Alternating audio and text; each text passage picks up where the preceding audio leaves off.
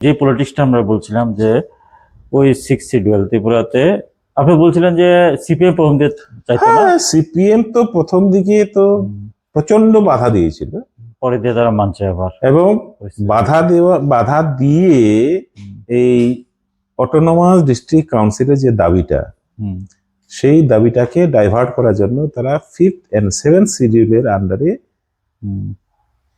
কিছু বিধানসভায় কিছু আইন পাশ করে নিয়ে এডিসি চালু করেছিল। ঠিক আছে, আচ্ছা, যেটা অহন অব্দি আছে না। এরপরে তো ইন্দিরা গান্ধীর সঙ্গে টিইউজেএস এর যখন একটা ইয়ে হলো যে তোমরা আমাদেরকে সাহায্য করবে বিধানসভায়, আমরা 6 শিডিউল তোমাদেরকে দিয়ে দেব। অ্যাকর্ডিংলি পার্লামেন্টে আইন পাশ করা হলো যে 6 শিডিউল, যেটা শুধুমাত্র আসামের জন্য বরাদ্দ ছিল, that has been extended up to the state of Tripura. তার জন্য তো সংবিধান সংশোধন করতে হয়েছে।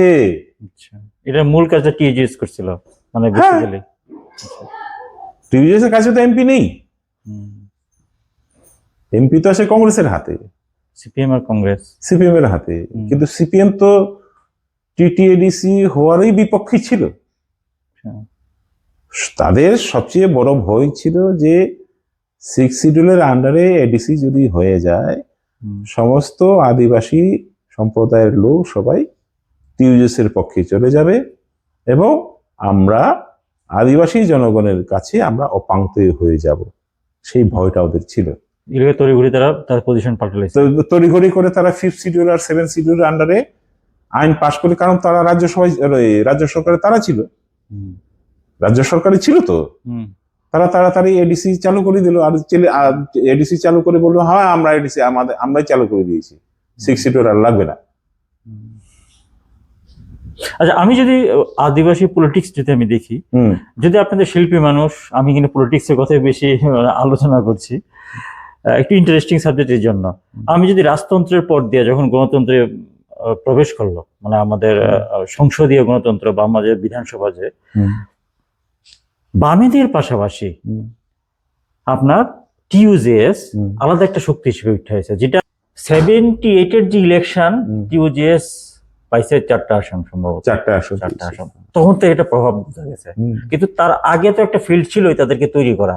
তো ওই যে দেখো, টিইউজেএস তৈরি হয়েছে 1967। হ্যাঁ, 67 তৈরি হয়েছে। তো 67 থেকে আমরা যদি 78 ধরি, কত বছর? 11 বছর। তো একটা পার্টি গড়ে তোলার জন্য 11 বছর যথেষ্ট। কারণটা কি হচ্ছে, তার পিছনে কংগ্রেসের হাত ছিল যতটুকু, এটা ফালতু। এটা হচ্ছে সিপিএম এর অপপ্রচার।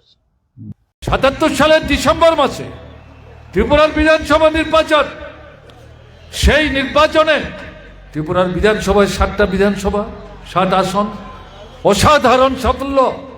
56টা আসনে ভারতের কমিউনিস্ট পার্টি, মার্ক্সবাদী, ফরওয়ার্ড ব্লক, আরএসপি, এই 3 দল মিলে বামফ্রন্ট, তখনও সিপিআই বামফ্রন্টে আসেনি, পরে তারা আসেন, এই বামফ্রন্ট 56টা আসনে জয়যুক্ত হয়। উপজাতি যুব সমিতির 4টা আসনে জয়যুক্ত হয়। কংগ্রেসের আসন ছিল 0, একজনও জয় হাসিল করতে পারেনি। এই বামফ্রন্ট সরকার 78 সালের জানুয়ারি মাসের 5 তারিখ শপথ গ্রহণ করল। নৃপেন চক্রবর্তী মুখ্যমন্ত্রী, দশরথদেব শিক্ষা এবং উপজাতি কল্যাণ দপ্তরের মন্ত্রী, বীরেন দত্ত মন্ত্রী, বৈদ্যনাথ মজুমদার মন্ত্রী, দীনেশ দেববর্মা মন্ত্রী, অনিল সরকার মন্ত্রী, এদেরকে নিয়ে প্রথম বামফ্রন্ট সরকার ত্রিপুরায় তৈরি হল। এই সরকারের মন্ত্রিসভার প্রথম বৈঠকে তারা সিদ্ধান্ত করলেন, নির্বাচনের আগে যে প্রতিশ্রুতি আমরা দিয়েছি, সেই প্রতিশ্রুতির প্রত্যেকটি অক্ষর অক্ষরে আমরা বাস্তবায়িত করে রূপায়িত করব। তার অন্যতম ছিল স্বশাসিত জেলা পরিষদ গঠন। সিদ্ধান্ত নিলেন, এবং এরকম পরিস্থিতিতে ভারতবর্ষের তৎকালীন অকংগ্রেসী প্রথম প্রধানমন্ত্রী মুরারজি ভাই ত্রিপুরা এসছে। রাজভবনে নৃপেন চক্রবর্তী এবং দশরথ দেব প্রধানমন্ত্রীর সঙ্গে সাক্ষাৎ করতে গেছে। অন্যান্য ত্রিপুরার উন্নয়নমূলক কর্মসূচির পাশাপাশি দাবি করলেন আমরা ত্রিপুরায় ষষ্ঠ তফসিল মোতাবেক ত্রিপুরা উপজাতি এলাকা স্বশাসিত জেলা পরিষদ তৈরি করতে চাই।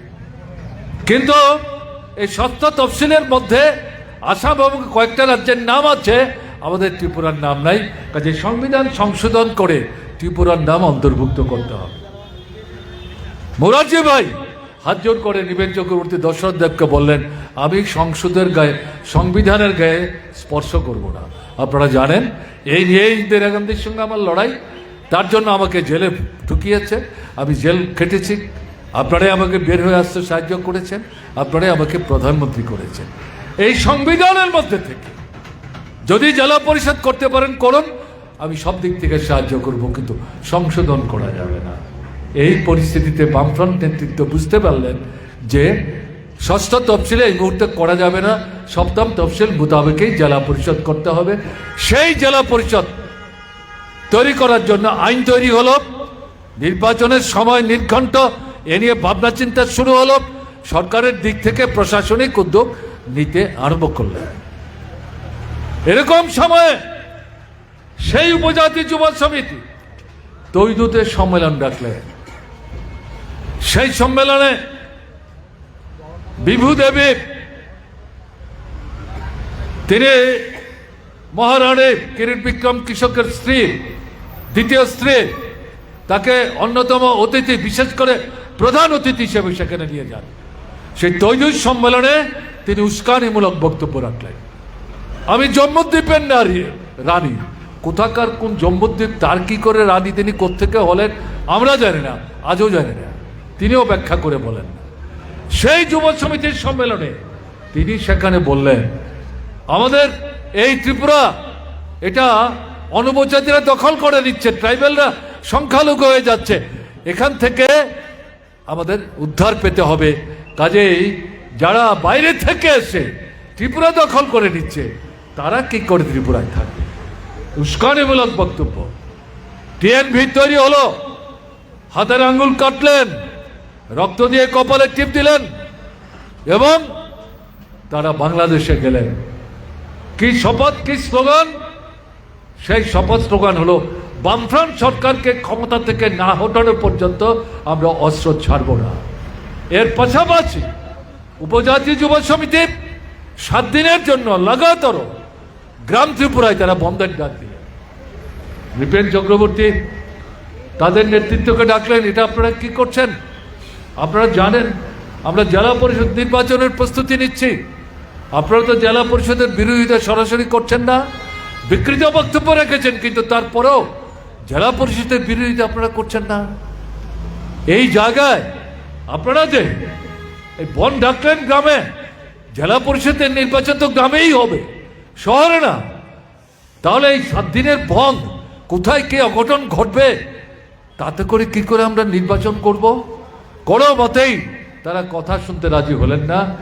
সেই জুন মাস, আম কাঁঠালের দিন, আনারসের দিন, লেম্বু ছড়ায় একটা দোকান থেকে আনারস কিনে দোকানিকে এটা কেটে দেওয়ার জন্য বলছে, এই আনারস কাটা ইত্যাদি নিয়ে সেখানে তর্ক বিতর্ক হয়, একটু মারামারি হয়। সেই থেকে পরিস্থিতিটা একটা এমনিতেই অগ্নিগর্ভ, সেখান থেকে দাঙ্গা বেঁধে গেল, ট্রাইবেল নন ট্রাইবেল। আমার এখনো মনে আছে সেই সময় আমি কৈলাসহরে ছিলাম, ছাত্র ফেডারেশন করি, যেহেতু কলেজ স্কুল বন্ধ, সেই সময় আমরা শিক্ষা শিবির সংগঠিত করেছিলাম 3 দিনের। সেই আমাদের কাছে আগরতলা থেকে খবর গেল যে তোমরা তোমাদের শিক্ষা শিবির বন্ধ করো, যারা এই শিবির অংশগ্রহণ করছে তাদের দ্রুত বাড়িতে পৌঁছে দেওয়ার ব্যবস্থা করো, এবং আমরা আগরতলা থেকে জানালে তবেই তোমরা আসবে। কারণ আমাদের সঙ্গে তখন ত্রিপুরা বিধানসভার উপাধ্যক্ষ ছিলেন, তিনি অধ্যাপক ছিলেন বিলুনিয়া কলেজের, তিনি আমাদের শিক্ষকদের মধ্যে একজন ছিলেন। সেই কারণে বলছেন আমরা যতক্ষণ আগরতলা থেকে না বলবো ততক্ষণ তোমরা কিন্তু কৈলাসহর থেকে আগরতলার দিকে আসার চেষ্টা করবে না। এরকম একটা পরিস্থিতি তৈরি হলো। প্রচুর মানুষ জীবন দিলেন, বাঙালি অবাঙালি, কোটি কোটি টাকার সম্পত্তি নষ্ট হলো। উপজাতীয় যুব সমিতি তারা পারল না এই নির্বাচন ভণ্ডুল করতে। নির্বাচন হলো সপ্তম তফসিল মোতাবেক নারায়ণ রূপনী, অঘোর দেববর্মা চেয়ারম্যান এবং চিফ এক্সিকিউটিভ মেম্বার হিসেবে কাজ শুরু করলেন। কিন্তু ষষ্ঠ তফসিল মোতাবেক জেলা পরিষদ করতে হবে, না হলে রাজ্য সরকার যে কোনো সময় পছন্দ না হলে জেলা পরিষদ ভেঙে দিতে পারে। বামফ্রন্ট এই আইনটা সংশোধন করে ষষ্ঠ তফসিল মোতাবেক করতে চায়। তাতে রাজ্যপাল, রাষ্ট্রপতির প্রতিনিধি, তিনিই জেলা পরিষদের নিয়ন্ত্রক। তাই এটা নিয়ে বিধানসভায় বেসরকারি প্রস্তাব আসলো। বামপন্থী ফ্রন্টের একজন বিধায়ক প্রস্তাব তুললেন সংবিধান সংশোধন করে ষষ্ঠ তফসিল মোতাবেক ত্রিপুরা যাতে জেলা পরিষদ করা যায়, সেই সংশোধনের মধ্যে ত্রিপুরার নাম অন্তর্ভুক্ত করতে হবে। 1 থেকে 60 জন বিধায়ক, উপজাতি যুব সমিতির 4 জন ছিলেন, তারাও বাধ্য হয়েছেন, বিরোধিতা করার সাহস দেখায়নি। 60 জন বিধায়ক সমর্থন করেছেন। ত্রিপুরায় এরকম ঘটনা অতীত দিনে ঘটেনি, আমিও তখন বিধায়ক ছিলাম। এই প্রস্তাব পাঠানো হলো কেন্দ্রের প্রধানমন্ত্রীর কাছে, এবং এই পরিস্থিতিতে কেন্দ্রীয় সরকারের পক্ষে বিধানসভার সর্ববাদী সম্মত যে প্রস্তাব, আর তাকে অস্বীকার করা সম্ভব হয়নি। সংবিধান সংশোধন করে ষষ্ঠ তফসিলের মধ্যে ত্রিপুরার নাম যুক্ত করে ত্রিপুরাও যাতে ষষ্ঠ তফসিলের ভিত্তিতে জেলা পরিষদ গঠন করা যায় তার ব্যবস্থা করে। তখন সপ্তম তফসিলে জেলা পরিষদ সময় শেষ হয়নি। এরকম পরিস্থিতিতে ষষ্ঠ তফসিল যখন সংশোধিত হলো, বামফ্রন্ট সরকার সিদ্ধান্ত নিয়ে এই সপ্তম তফসিল মোতাবেক জেলা পরিষদকে স্থগিত করে ষষ্ঠ তফসিল মোতাবেক জেলা পরিষদের নির্বাচন, সেই নির্বাচনেও ত্রিপুরার মানুষ বামপন্থী ফ্রন্টকেই ভোট দিয়ে জয়যুক্ত করে ওই নারায়ণ রূপেনী এবং অঘোর দেববর্মা তাদের নেতৃত্বেই এই জেলা পরিষদ ষষ্ঠ তফসিল মোতাবেকে কাজ করতে শুরু করে।